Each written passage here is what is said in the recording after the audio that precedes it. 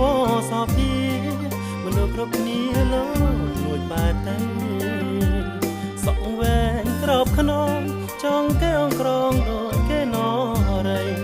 អប្សរាល្អឆាតប្រងប្រៃលើលោកីសរសើរស្ញប់ស្ញែងពេលអូនរងបនទុនបេះដូងបរងលងស្នេហ៍កូនឡា